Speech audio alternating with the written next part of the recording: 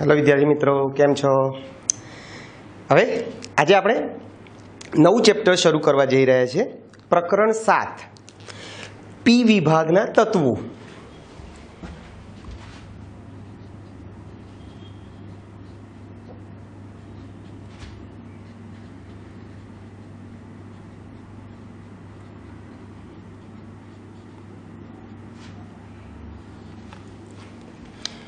बराबर छे।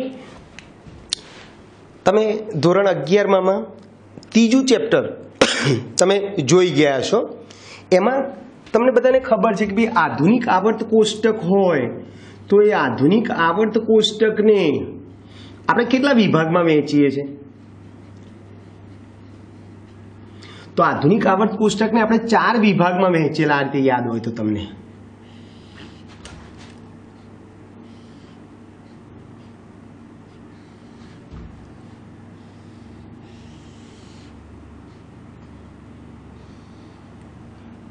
आधुनिक आवर्त कोष्टक ने आपणे केटला भागमां वहेंची दीधेलुं होय 4 भागमां।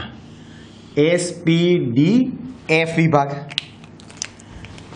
आ एस विभागना तत्वो, आ पी विभाग, आ डी विभाग अने आ एफ विभाग। आमां पहेलो अने बीजो समूह आवे एस विभागमां। पछी अहींया 3 4 5 6 7 8 9 10 11 ने 12 आवे અને અહીંયા 13 થી 18 13 14 15 16 17 અને 18। તો આપણે પી વિભાગની વાત કરવાની છે। એટલે પી વિભાગમાં કયા સમૂહ આવે। જો તત્વોની આદિ હરોળને આપણે આવર્ત કીધું છે અને તત્વોના ઊભા સ્તંભને સમૂહ કીધું છે। એટલે આધુનિક આવર્ત કોષ્ટક જે છે આ બરાબર છે એમાં પી વિભાગમાં पी विभाग में समूह 13 थी शुरू करीने 18 समूह 13 थी 18 में हीलियम ना आवे He सिवाय कारण के He नी इलेक्ट्रॉन 1s2 छे भाई s कक्षक में इलेक्ट्रॉन भराय छे એટલે He ना आवे। એટલે पी विभाग में समूह 13 थी 18 नो समावेश थाय छे। चलो पी विभागना तत्वोनी सामान्य इलेक्ट्रॉन रचना NS2NP1 थी शुरू करीने NS2NP6 छे।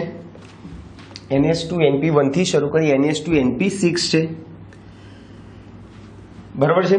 चलो पी विभागना जे तत्वो जे छे एमां अमुक तत्वोमां डी कक्षक नथी, अमुकमां डी कक्षक छे, अमुकमां डी अने एफ कक्षक होवाथी एक ज विभागना तत्वो होवा छतां एमना गुणधर्मोमां अनियमितता जोवा मळे छे। एमना गुणधर्मो जुदा जुदा जोवा मळे छे बराबर छे।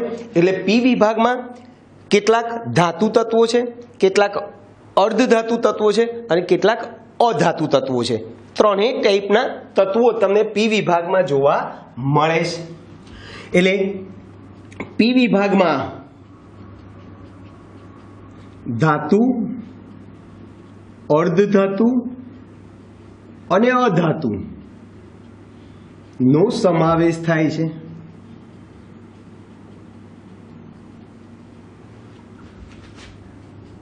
पी विभाग ना तत्वो ना गुणधर्मों में अनियमितता जोवा मळे छे। केम भाई? कारण के अमुक तत्वों में डी कक्षक होती नथी, अमुक तत्वों में डी कक्षक उपरांत एफ कक्षक पण जोवा मळे छे बराबर छे। तो आ पी विभाग में आपणे समूह 13 થી 18 ની વાત કરવાની છે। બરાબર, તમારે 11મા ધોરણ સુધી તમારે 13મો ને 14મો સમૂહ આવી જશે. આપણે આ ચેપ્ટરમાં સમૂહ 15, 16, 17 અને 18 આ 4 સમૂહની ડિટેલમાં આપણે ચર્ચા કરવાની છે. બરાબર છે મિત્રો? તો આપણે આ શરૂઆત ખાલી કરી. હવે આપણે સમૂહ 15 ના તત્વોથી શુભ શરૂઆત કરવાની છે. સમૂહ 15 ના તત્વો અથવા આને નાઇટ્રોજન સમૂહ પણ કહેવો તો કહી શકીએ.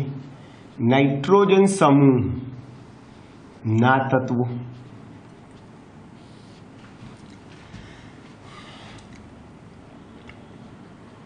નામ, એની સંજ્ઞા, એનો પરમાણુ ક્રમાંક, એની ઇલેક્ટ્રોન રચના ની વાત કરીએ આપણે.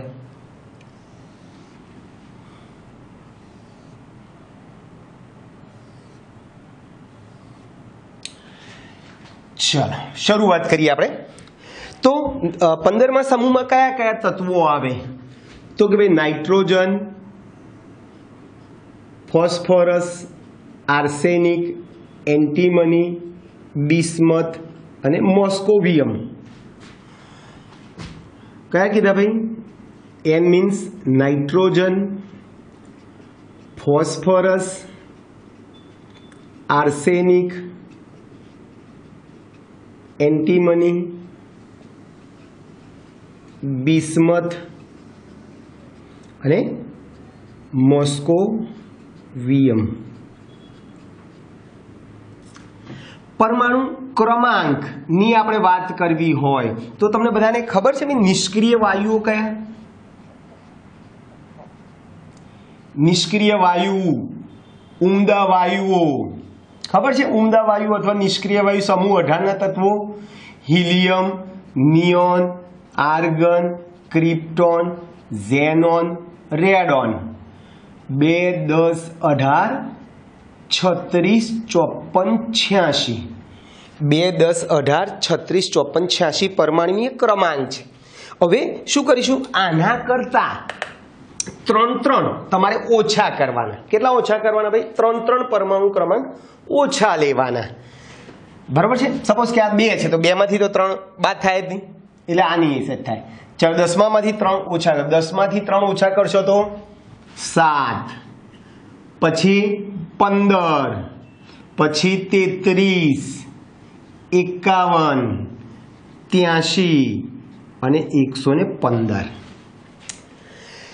બરાબર છે? એટલે પરમાણુ ક્રમાંક યાદ રાખજો: 7, 15, 33, 51, 83, 115. એની ઇલેક્ટ્રોનતા લખવી હોય તો અહીંયા હિલિયમ, તો બધા નિષ્ક્રિય વાયુ લખી દેજો: helium, neon, argon, krypton, xenon અને રેડોન. બરાબર છે? રેડોન. ચલો He એટલે 1s2, 2s2, 2p3. એટલે યાદ રાખજો 15મા સમૂહના તત્વની આપણે આ પી વિભાગમાં આપણે 15મો સમૂહ લીધો છે. સમૂહ 15 ના તત્વોની બાહ્યતમ કક્ષાની ઇલેક્ટ્રોન રચના શું થશે ભાઈ? NS2NP3. શું થશે? NS2NP3 છે. એટલે છેલ્લી કક્ષામાં 2 અને 3 ટોટલ 5 ઇલેક્ટ્રોન તમારા આવશે. ઓકે, એટલે He એટલે 2, 2s2, 2p3. અહીંયા 3s2, 3p3, 3s2, 3p3. અહીંયા 4s2, 4p3, 5s2, 5p3. બરાબર છે? પછી 6s2, 6p3, 7s2, 7p3. લખી દીધું કોમન. બધામાં મેં કોમન ઇલેક્ટ્રોનતા લખી દીધી NS2NP3. હવે જુઓ He એટલે 2, 2 ને 2 4 ને 3 7 થઈ ગયા ભાઈ. બરાબર છે? 4 ને 3 7 થઈ ગયા. Ne એટલે 10 ને 2 12 ને 3 15 થઈ ગયા. AR એટલે 18 ને 2 20 ને 3 23 થયા. મારે જોઈએ 33 એટલે 10 ખૂટ્યા. 10 વાળી કક્ષક D D10. આની આગળનું મુખ્ય ક્વોન્ટમ અંક લખવાનું. 4 ની આગળ 3 આવે. ફરીથી KR એટલે 36. 36 ને 2 38 ને 3 41 થાય. મારે જોઈએ 51. 10 ખૂટ્યા. 10 વાળી કક્ષક કઈ કીધી ભાઈ આપણે? D10. આ 5 ની આગળ 4. ફરીથી છેલ્લી વાર XC એટલે 54 ને 2 56 ને 3 56 ને 3 59. 83 માં 24 ખૂટ્યા. 24 ખૂટ્યા એટલે એક હું D10 લઉં છું અને એક F40 લઈ લઉં છું એટલે 14 ને 10 24 થઈ ગયા. આની આગળનું મુખ્ય ક્વોન્ટમમાં કેટલું થાય? 5. 5 ની આગળ 4. Same to same. બરાબર છે. 24 અહીંયા પણ ખૂટશે. 7 ની આગળ 6. 6 ની આગળ 5. તો આ થઈ ગઈ તમારી કોમન ઇલેક્ટ્રોન રચના થઈ ગઈ.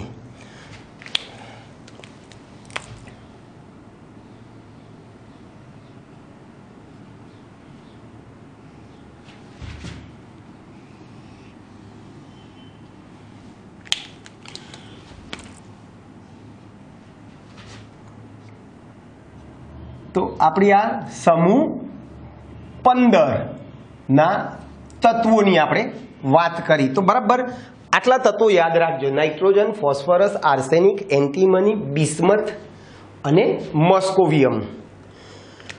હવે આની આપણે પર્સનલ ચર્ચા કરવી હોય તો યાદ રાખજો, આ બે નાઇટ્રોજન અને ફોસ્ફરસ આ પ્યોર N અને P બંને પ્યોર અધાતુ છે. પછી આ બે જે છે આર્સેનિક અને એન્ટીમની જે છે એ અર્ધ ધાતુ છે. અને જે છેલ્લે બે રહ્યા બિસ્મથ અને મોસ્કોવિયમ જે છે એ કેવા છે ભાઈ? ધાતુ તત્વો છે, ધાતુ છે. આ જે મોસ્કોવિયમ જે છે બરાબર છે એ કેવો છે ભાઈ? રેડિયો સક્રિય છે. મોસ્કોવિયમ જે છે જેનો પરમાણુ ક્રમાંક કેટલો કીધો ભાઈ? 115. પરમાણુય ક્રમાંક કેટલો છે? 115 છે. અને એનો ઉપર આણ્વીય દળ જે છે 289. પરમાણુય ક્રમાંક 115 અને પરમાણુય ભાર 289 છે. આ રેડિયો સક્રિય છે. એનો અર્ધ આયુષ્ય સમય ખૂબ ઓછો છે, ખૂબ ઓછો છે. એનો જથ્થો પણ કેવો છે? બહુ જ ઓછો છે. એનું પ્રમાણ ખૂબ જ ઓછું છે. એટલે આપણે આ ચેપ્ટરમાં આ મોસ્કોવિયમની આપણે ચર્ચા કરવાની નથી. માત્ર એનો પરમાણુ ક્રમાંક 115, એનો પરમાણુય ભાર 289, રેડિયો એક્ટિવ છે, રેડિયો સક્રિય છે, અર્ધ આયુષ્ય સમય ખૂબ ઓછો છે, એનું પ્રમાણ કેવું છે? બહુ જ ઓછું છે. શરૂઆતના જે બે તત્વો જે છે એ અધાતુ છે, પછી અર્ધ ધાતુ છે અને છેલ્લા બે જે છે કેવા છે ભાઈ? ધાતુ તત્વો છે. હવે નાઇટ્રોજનની વાત કરી દઈએ આપણે. તો નાઇટ્રોજન આપણને ક્યાંથી મળશે?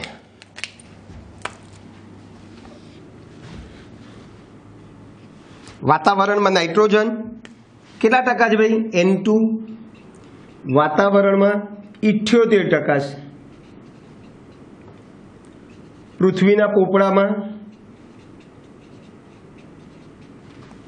તે NaNO2 sodium nitrite chilli salt Peter તરીકે ઓળખાય છે. Chilli salt Peter. પૃથ્વીના પોપડામાં NaNO2 અથવા તો KNO2. KNO2 ને પોટેશિયમ નાઇટ્રાઇટ કહીશું. Indian salt Peter, Indian salt Peter તરીકે ઓળખાય છે. KNO3. બરોબર છે ભાઈ. પછી વનસ્પતિ અને પ્રાણીઓમાં તે પ્રોટીન સ્વરૂપે હોય છે. વનસ્પતિ અને પ્રાણીઓમાં તે પ્રોટીન સ્વરૂપે જોવા મળે છે અથવા તો તે પ્રોટીન સ્વરૂપે હોય છે. ચલો, વનસ્પતિ અને પ્રાણીઓમાં તે પ્રોટીન સ્વરૂપે હોય છે. નાઇટ્રોજનની વાત કરી. ચલો પછી ફોસ્ફરસની વાત કરીએ આપણે. તો ફોસ્ફરસ એપેટાઇટ વર્ગના ખનિજો છે.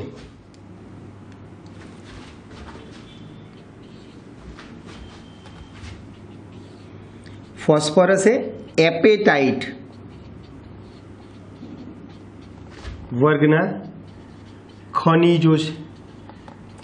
આ એપેટાઇટનું સૂત્ર Ca9PO4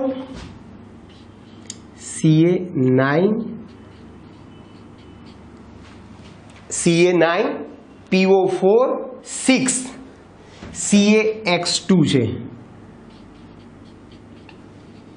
X બરાબર F લેશો તો ફ્લોર એપેટાઇટ, Ca લેશો તો ક્લોર એપેટાઇટ, OH લેશો તો હાઇડ્રોક્સી એપેટાઇટ કહેવાય. દાખલા તરીકે ફ્લોર એપેટાઇટ એનું સૂત્ર Ca9PO4 6 into CaF2. આ ફ્લોર. ક્લોર એપેટાઇટ લખવો તો અહીંયા Ca ની જગ્યાએ F ની જગ્યાએ Cl લખવાનું. હાઇડ્રોક્સી એપેટાઇટ કે તો આપણે F ની જગ્યાએ શું લખીશું ભાઈ? OH લખીશું. ચલો, જે ફોસ્ફેટ ખડકોના મુખ્ય ઘટકો છે, જે ફોસ્ફેટ ખડકોના મુખ્ય ઘટકો છે. ચાલો પછી આપણે ફોસ્ફરસ બીજે ક્યાં જોવા મળશે? તો કે ભાઈ ફોસ્ફરસ પ્રાણીજ અને વનસ્પતિ પદાર્થોનો આવશ્યક ઘટક છે. પ્રાણીજ અને વનસ્પતિ, બરાબર. ફોસ્ફરસ પ્રાણીજ અને વનસ્પતિ પદાર્થોનો આવશ્યક ઘટક છે.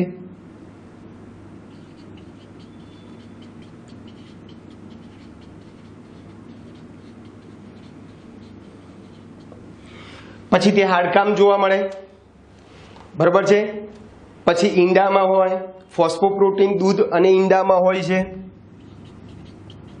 ફોસ્ફોપ્રોટીન દૂધ અને ઈંડામાં હોય છે. પછી ક્યાં કીધું ભાઈ આપણે? હાડકામાં અને અન્ય જીવંત કોષોમાં પણ હોય છે. તે હાડકામાં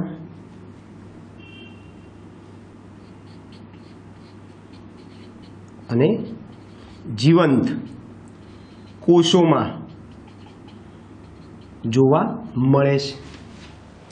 તો આ થઈ ગઈ આપણી ફોસ્ફરસની વાતો કરી. હવે આ છે આર્સેનિક, એન્ટીમની અને બિસ્મથ જે છે એ એમના સલ્ફાઇડ યુક્ત ખનિજોમાં જોવા મળે છે.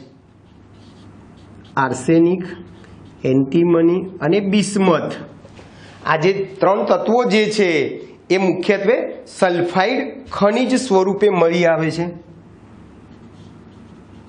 મુખ્યત્વે સલ્ફાઇડ ખનિજ સ્વરૂપે મળી આવે છે. બરાબર છે ભાઈ.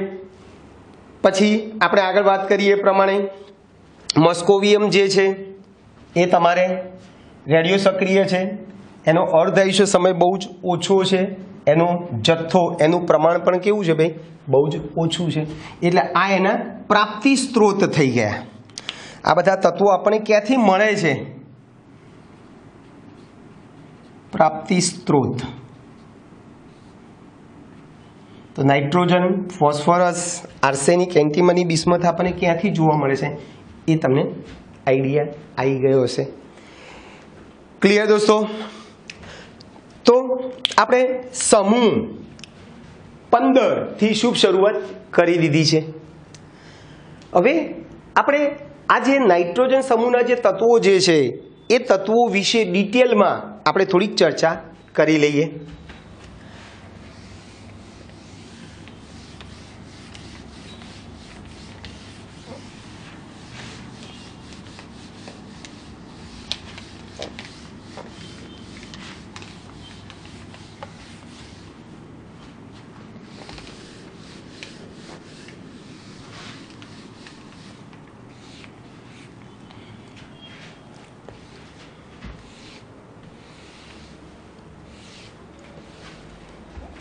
ચાલો હવે એમની ઇલેક્ટ્રોન રચનાની વાત કરીએ આપણે. સમૂહ 15 ના તત્વોની ઇલેક્ટ્રોન રચના અથવા તો એની ઇલેક્ટ્રોનીય રચના, બરાબર છે. પછી પરમાણ્વીય અને આયનીય ત્રિજ્યા, પરમાણ્વીય કદ, આયનીય ત્રિજ્યા, બરાબર છે. પછી આયનીયકરણ એન્થાલ્પી,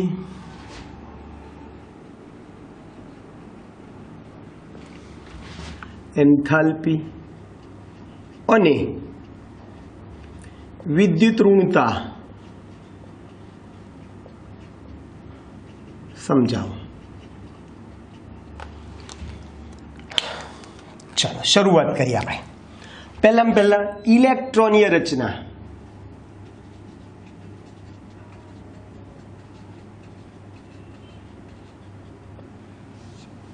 બોલો આપણે લખી દીધી છે. બોલો એમની ઇલેક્ટ્રોન રચના શું છે ભાઈ? NH2NP3 છે. NH2NP3 છે જેમાં S કક્ષક સંપૂર્ણ ભરાયેલી છે અને P કક્ષક અર્ધપૂર્ણ ભરાયેલી છે. અને આ P કક્ષક અર્ધપૂર્ણ ભરાયેલી હોવાથી એમની સ્થાયીતા સૌથી વધારે હોય છે. બરાબર છે ભાઈ? એટલે ઇલેક્ટ્રોન રચના શું છે? NH2NP3 છે. આ S કક્ષક સંપૂર્ણ ભરાયેલી છે. આ P કક્ષક અર્ધપૂર્ણ ભરાયેલી છે. માટે આ તત્વોની સ્થિરતા કેવી હશે ભાઈ? વધુ છે. આ તત્વોની સ્થિરતા કેવી છે ભાઈ? વધારે છે. અથવા તો એમની ઇલેક્ટ્રોનના આ બધા તત્વોને વધુ સ્થાયી બનાવે છે એમ પણ તમારે કહેવું તો કહી શકીએ આપણે. હવે કોઈ પણ સમૂહમાં, જનરલી કોઈ પણ સમૂહમાં તમે ઉપરથી નીચે તરફ જાઓ એમ કદ શું થતા જાય ભાઈ? વધતા જાય. સહસંયોજક ત્રિજ્યા, આયનીય ત્રિજ્યા પણ શું થવાની ભાઈ? વધવાની. એટલે બીજો મુદ્દો જે છે તમારે પરમાણ્વીય કદ, આયનીય ત્રિજ્યા,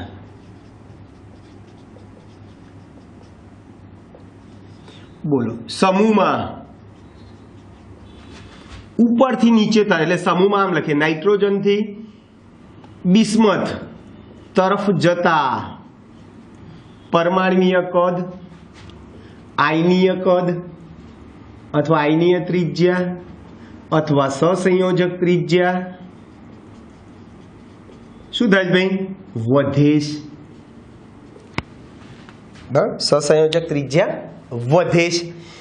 નાઇટ્રોજન કરતા ફોસ્ફરસની સહસંયોજક ત્રિજ્યા વધારે છે એટલે અહીંયા વધારો સીધો છે. અહીંયા 70 છે નાઇટ્રોજનની પરમાણ્વીય ત્રિજ્યા 70 પિકોમીટર છે. આ 110 પિકોમીટર છે. બરાબર છે? પછી આ 121 છે, 141 છે, 148 છે. વધારો થાય છે ખરો પણ અહીંયા જેટલો મોટો વધારો થતો નથી. એટલે બિસ્મથ તરફ જાઓ એમ પરમાણુ કદ છે, આયનીય કદ છે, સહસંયોજક ત્રિજ્યા છે, આ બધામાં શું થાય છે ભાઈ? વધારો થાય છે. બરોબર છે ભાઈ? આજે મેં હમણાં કીધું એ પ્રમાણે આજે બધા ભારે તત્વો જે છે, ભારે તત્વોમાં ત્રિજ્યામાં જે વધારો થવો જોઈએ એ બહુ મોટો વધારો થતો નથી. બરાબર છે? એટલે ભારે તત્વોમાં ડી અથવા ડી અને એફ કક્ષકો હોવાથી તેમની સહસંયોજક ત્રિજ્યામાં વધારો મોટો જોવા મળતો નથી.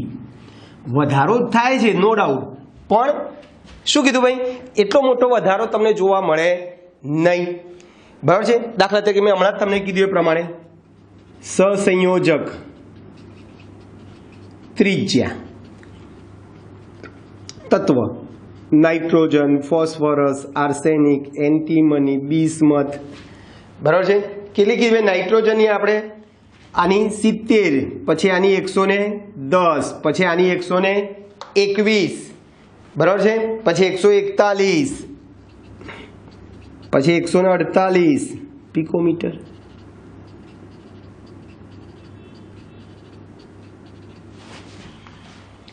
બરાબર છે. તો પરમાણ્વીય કદ અને સહસંયોજક ત્રિજ્યામાં શું થાય છે ભાઈ? વધારો થાય છે. પછી આયનીયકરણ એન્થાલ્પી. આયનીકરણ એન્થાલ્પી. આયનીકરણ એન્થાલ્પી એટલે ખબર છે ને, ઇલેક્ટ્રોનને દૂર કરવા માટે આપવી પડતી શક્તિ. ઇલેક્ટ્રોનને દૂર કરવા માટે આપવી પડતી શક્તિને આયનીકરણ એન્થાલ્પી કહે છે. હવે ઉપરથી નીચે તરફ જાઓ છો એમ ત્રિજ્યા શું થાય છે ભાઈ? કદ શું થાય છે? વધે છે.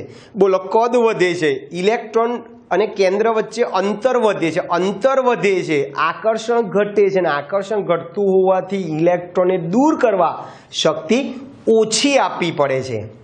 બરાબર છે. આકર્ષણ ઓછું થઈ ગયું, ઇલેક્ટ્રોનનું કેન્દ્ર તરફી આકર્ષણ ઓછું થઈ ગયા છે, આથી ઇલેક્ટ્રોનને દૂર કરવા શક્તિ ઓછી આપવી પડે છે. એટલે આયનીકરણ એન્થાલ્પી શું થશે ભાઈ? ઘટશે. એટલે સમૂહમાં નાઇટ્રોજનથી બિસ્મથ તરફ જતા આયનીકરણ એન્થાલ્પી શું થવી જોઈએ ભાઈ? ઘટવી જોઈએ ને. બરાબર છે. એટલે ક્રમશઃ કદ વધે છે, એને કારણે આયનિક એન્થાલ્પી શું થાય છે ભાઈ? ઘટે છે.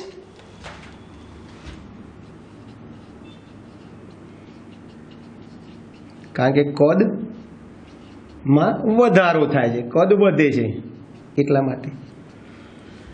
હવે બરાબર યાદ રાખજો, આપણે સમૂહ 14, સમૂહ 15 અને સમૂહ 16 ની વાત કરીએ આપણે, તો બરાબર યાદ રાખજો, આની બાહ્યતમ કક્ષાની ઇલેક્ટ્રોનના બાહ્યતમ કક્ષાની ઇલેક્ટ્રોન રચના સમૂહ 14માં NH2 NP2 છે, NH2 NP2 છે. આ 15માની NH2 NP3 છે, આની NH2 NP4 છે. તો આ ત્રણેયમાં આ અર્ધપૂર્ણ પેટાકોષની સ્થાયી રચના છે.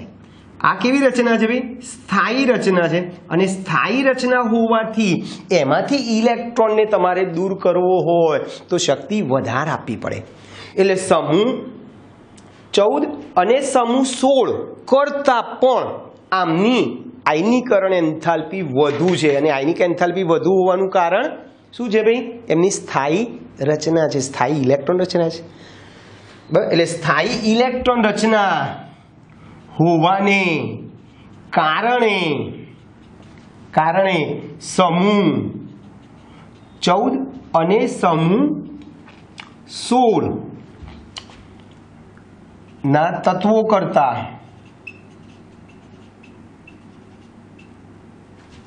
સમૂહ 15 ના તત્વોની આયનીકરણ એન્થાલ્પી વધુ હોય છે.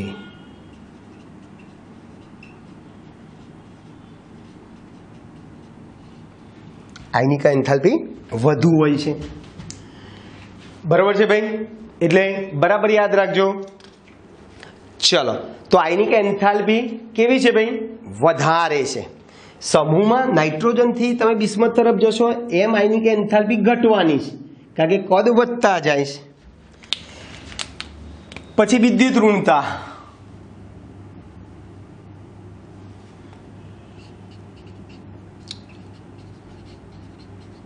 વિદ્યુત ઋણતા એટલે ખબર છે ને, ઇલેક્ટ્રોનને આકર્ષવાની વૃત્તિ, ઇલેક્ટ્રોનને આકર્ષવાની વૃત્તિને વિદ્યુત ઋણતા કહીશું. હવે મને કહો ફરીથી બોલો, ઉપરથી નીચે તરફ જાઓ છો એમ કદ સહસંયોજક ત્રિજ્યા શું થાય છે? વધે છે. બોલો, કદ વધે છે, ઇલેક્ટ્રોન કેન્દ્ર વચ્ચે અંતર વધે છે, અંતર વધે છે, આકર્ષણ ઘટે છે, અને આકર્ષણ ઘટે છે મીન્સ વિદ્યુત ઋણતા પણ શું થાય ભાઈ? ઘટે છે. બરાબર છે. એટલે સમૂહમાં નાઇટ્રોજનથી બિસ્મથ તરફ જતા પરમાણુ કદ વધવાને કારણે વિદ્યુત ઋણતા ઘટે છે. વિદ્યુત ઋણતા શું થાય ભાઈ? ઘટે છે. ક્લિયર? ચલો, પછી એના ભૌતિક ગુણધર્મની વાત કરી લઈએ આપણે. સમૂહ 15 તત્વોના ભૌતિક ગુણધર્મ.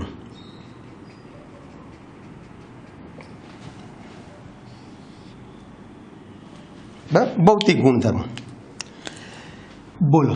આ નાઇટ્રોજન જે છે, નાઇટ્રોજન એ N2 આણ્વીય સ્વરૂપે છે, જે વાયુ છે. જ્યારે બાકીના તત્વો M4 સ્વરૂપે હોવાથી તેઓ ઘન છે. એટલે પહેલામાં પહેલું નાઇટ્રોજન કેવો છે ભાઈ? વાયુ છે, N2 દ્વિઆણ્વીય વાયુ છે. જ્યારે બાકીના બધા કેવા છે ભાઈ? ઘન છે. ચલો, હવે કોઈ પણ સમૂહમાં ઉપરથી નીચે તરફ જાઓ. મેં અગાઉ પણ લખી દીધું છે કે ભાઈ સમૂહમાં ઉપરથી નીચે તરફ જતા શું થાય ભાઈ? ધાત્વીય ગુણ વધે અથવા અધાત્વીય ગુણ શું થાય ભાઈ?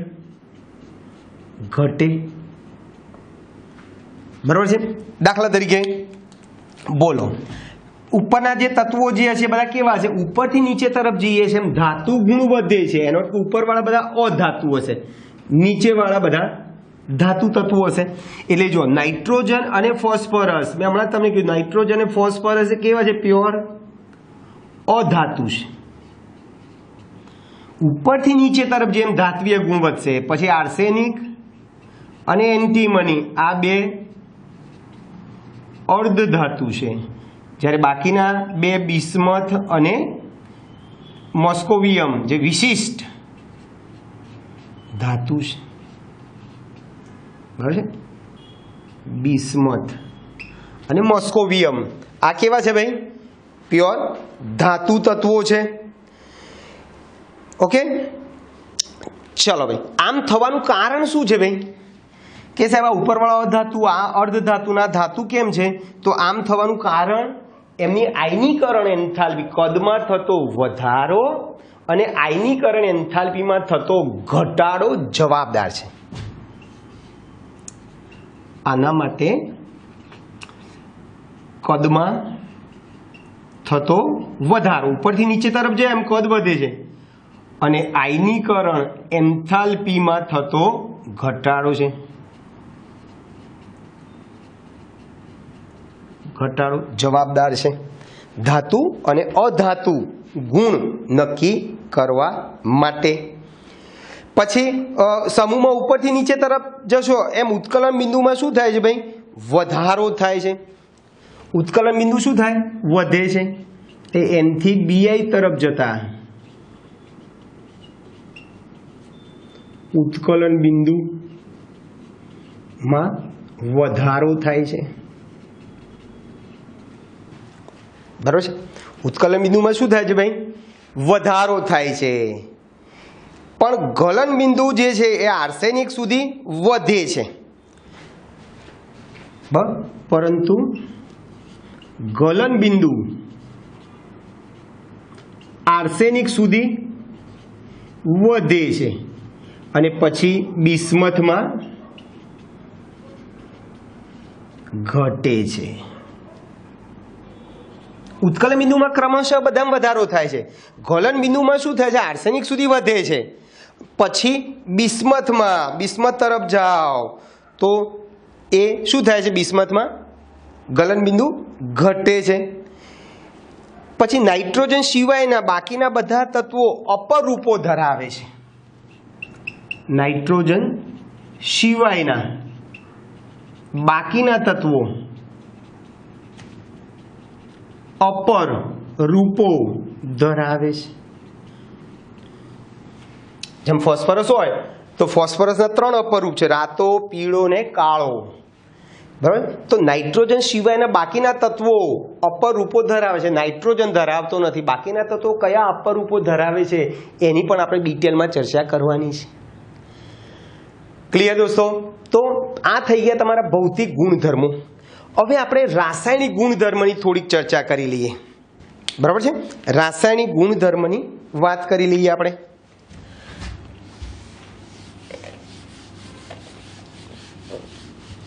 આ કોષ્ટક હું એમને એમ જ રાખું છું કારણ કે જેથી તમને ખ્યાલ આવે કે ઇલેક્ટ્રોન રચનામાં પણ ઓક્સિડેશન અવસ્થાઓ જે છે એ ઇલેક્ટ્રોન રચના ઉપર આધાર રાખે છે. જે તે તત્વની ઓક્સિડેશન અવસ્થાઓ કઈ કઈ છે એ એની ઇલેક્ટ્રોન રચનાને આધારે તમે કહી શકો છો. ચલો ભાઈ, તો રાસાયણિક ગુણધર્મો.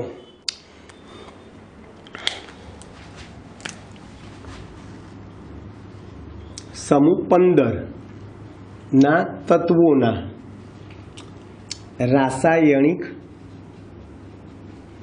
ગુણધર્મો. ચલો, એની અંદર ઓક્સિડેશન અવસ્થા અને રાસાયણિક પ્રતિક્રિયાત્મકતાના વલણો. ઓક્સિડેશન અવસ્થા અને પ્રતિક્રિયાત્મકતા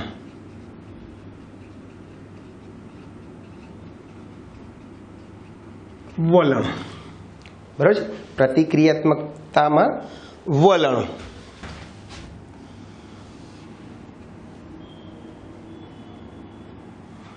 ચાલો શરૂઆત કરીએ.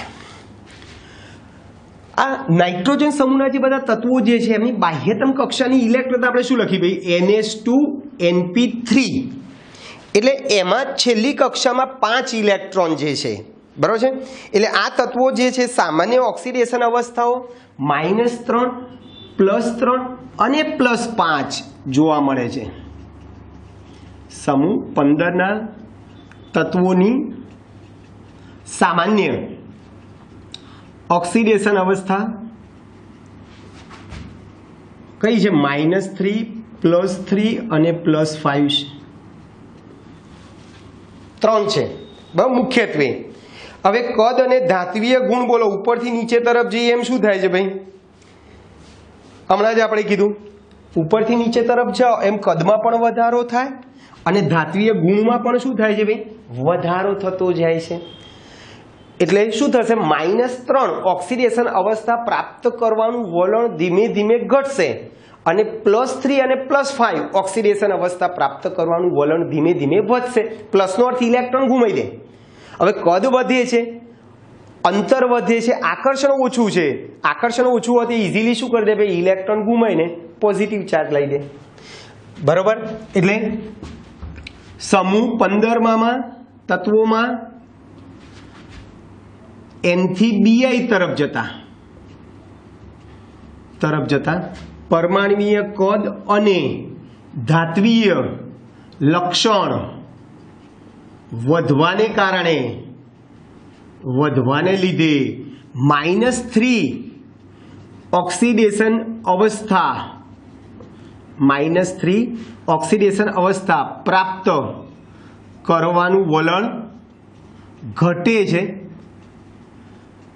અને +3 કે +5 ઓક્સિડેશન અવસ્થા પ્રાપ્ત થવાનું વલણ વધે છે.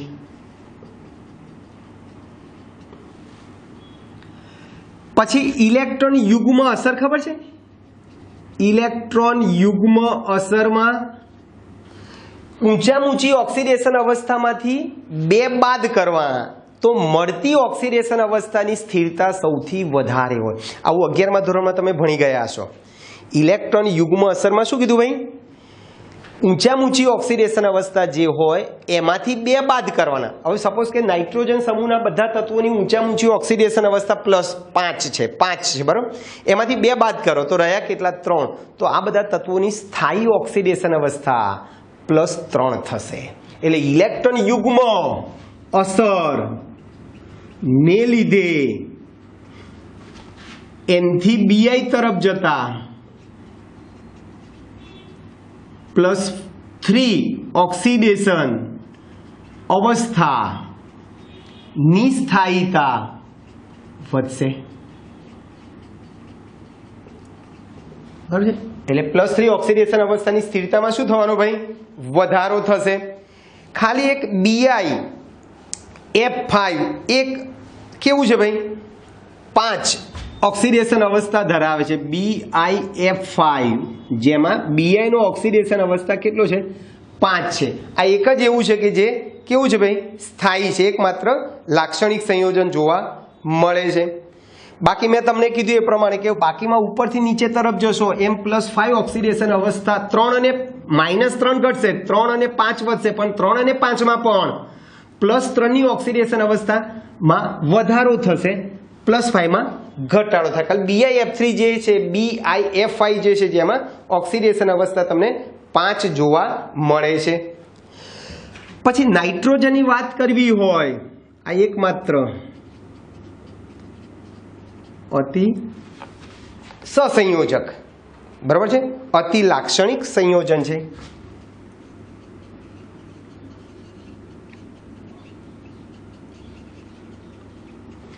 નાઇટ્રોજનની વાત કરવી હોય તો નાઇટ્રોજન વિવિધ ઓક્સિડેશન અવસ્થાઓ ધરાવે છે ભાઈ. +1 +2 +4 +1 +2 +4 ઇવન એમના ઓક્સાઇડોમાં +5 પણ ઓક્સિડેશન અવસ્થાઓ જોવા મળે છે. દાખલા તરીકે N2O તમે લેશો તો એમાં +1 હશે, N2O4, NO માં +2, N2O5 માં +5 ઓક્સિડેશન અવસ્થા તમને જોવા મળે છે. એટલે અહીંયા N ની ઓક્સિડેશન અવસ્થા +1 છે, અહીંયા +2 છે, અહીંયા +4 છે, અહીંયા +5 છે. એટલે નાઇટ્રોજન વિવિધ ઓક્સિડેશન અવસ્થાઓ ધરાવે છે બરાબર છે. નાઇટ્રોજન તત્વ જે છે એ હેલોજન તત્વો સાથે +5 ઓક્સિડેશન અવસ્થા ધરાવતું સંયોજન બનાવતું નથી. દાખલા તરીકે NCl5 નાઇટ્રોજન જે છે એ ઓક્સિજન સાથે +5 ઓક્સિડેશન અવસ્થાવાળું સંયોજન બનાવશે, પણ હેલોજન સાથે NCl5 શક્ય નથી બરાબર છે. કારણ કે નાઇટ્રોજનમાં મુખ્ય ક્વોન્ટમમાં N = 2 છે, N = 2 છે બરાબર છે. 2 હોવાથી તેમાં ડી કક્ષક નથી. આપણે અગાઉ પણ ચર્ચા કરી કે ભાઈ આ સમૂહમાં અમુક તત્વોમાં ડી કક્ષક નથી. આમાં ડી નથી, આમાં ડી છે પણ ખાલી છે. ભલે આપણે લખ્યું નથી, આમ તો લખો તમે લખી શકો 3D0. આમાં ડી કક્ષક ભરાયેલી છે, આમાં ડી કક્ષક ભરાય છે, આમાં ડી પણ છે અને F પણ છે. એટલે નાઇટ્રોજનની ઓક્સિડેશન અવસ્થા 5 ખરી, પણ એ હેલોજન સાથે 5 બંધ બનાવી શકે નહીં. NCl5 શક્ય નથી કારણ કે નાઇટ્રોજનમાં મુખ્ય ક્વોન્ટમમાં N = 2 હોતી તેમાં ડી કક્ષક નથી.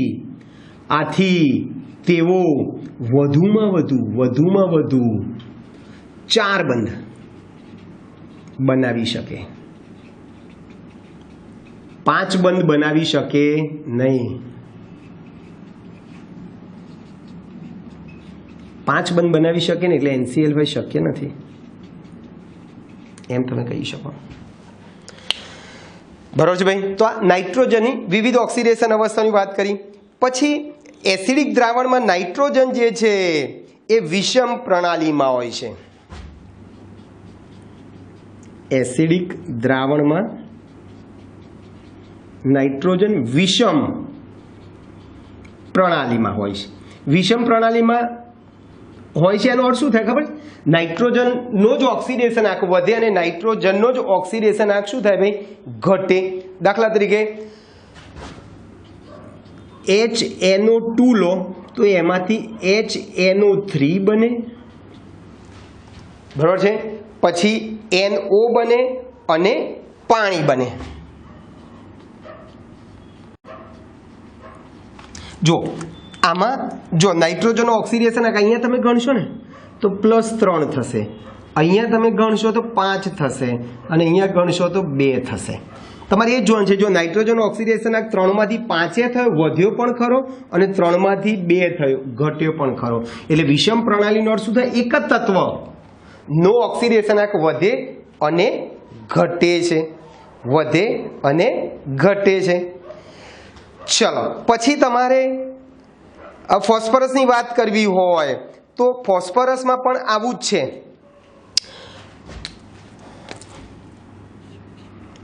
ફોસ્ફરસ +5 અને -3 ઓક્સિડેશન અવસ્થાઓ ધરાવે છે.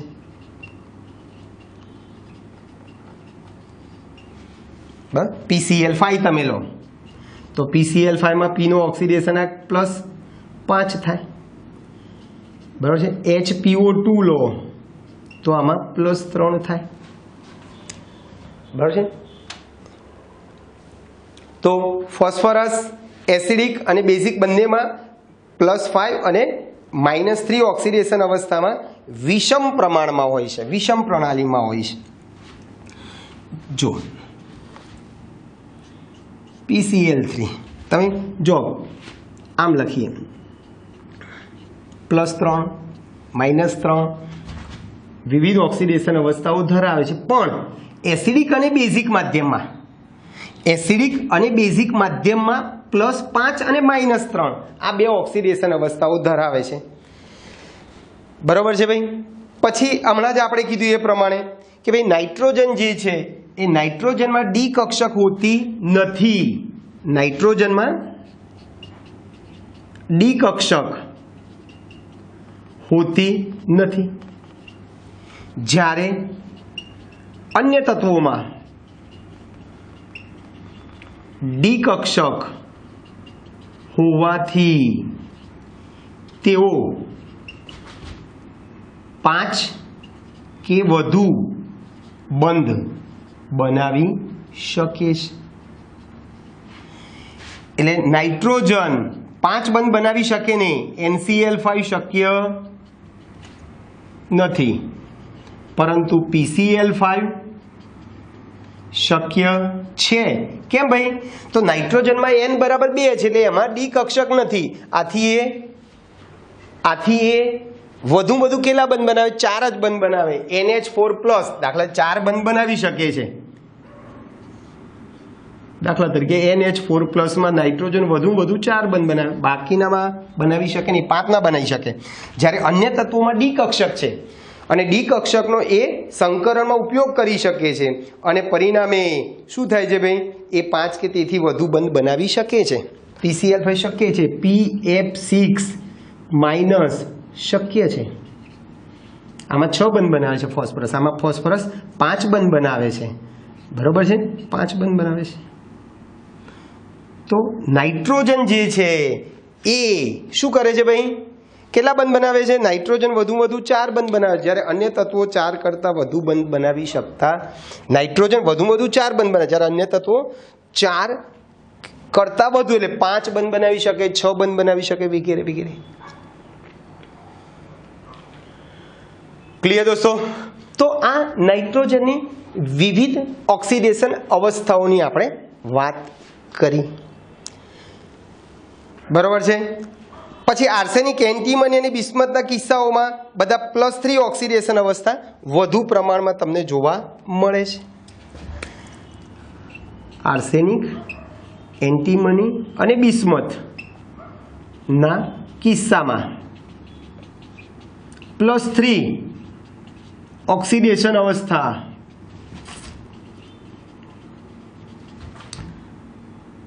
વધુ સ્થાયી છે. એટલે નાઇટ્રોજન જે છે એ -3 +3 +5 ધરાવે છે. ફોસ્ફરસ પણ એ જ પ્રમાણે +3 -3 +5 ધરાવે છે. જ્યારે બાકીના બધા તત્વો નીચે જેમ જેમ નીચે ઉતર જશો એમ આપણે કીધું -3 ઘટશે, પછી +3 અને +5 વધશે, પણ પાછા ઇલેક્ટ્રોન યુગ્મ અસરને કારણે +5 કરતાં +3 ની સ્થિરતા ઓર વધશે. એટલે જે આર્સેનિક એન્ટીમની બિસ્મથ જે તત્વો જે છે એમની સ્થાયી ઓક્સિડેશન અવસ્થા બધા સંયોજનોમાં કઈ જોવા મળશે? ભાઈ તમને +3 જોવા મળશે. ઓકે મિત્રો, તો આ આપણે ઓક્સિડેશન અવસ્થાની ચર્ચા કરી. આવતા લેક્ચરમાં આપણે નાઇટ્રોજન જે તત્વ જે છે એ જ સમૂહના આ બાકીના તત્વો કરતાં કઈ રીતે જુદું પડે છે, આ સમૂહના તત્વો હાઇડ્રોજન સાથે કયા સંયોજનો આપે છે, આ સમૂહના તત્વો ઓક્સિજન સાથે કેવા સંયોજનો બનાવે છે, આ સમૂહના તત્વો હેલોજન સાથે કેવા સંયોજનો બનાવે છે, એની આપણે ચર્ચા કરીશું. ઓકે મિત્રો, તો અહીં સુધી આપણે રાખીએ છીએ. બાકીનું નેક્સ્ટ ટાઈમ મળીએ. બાય.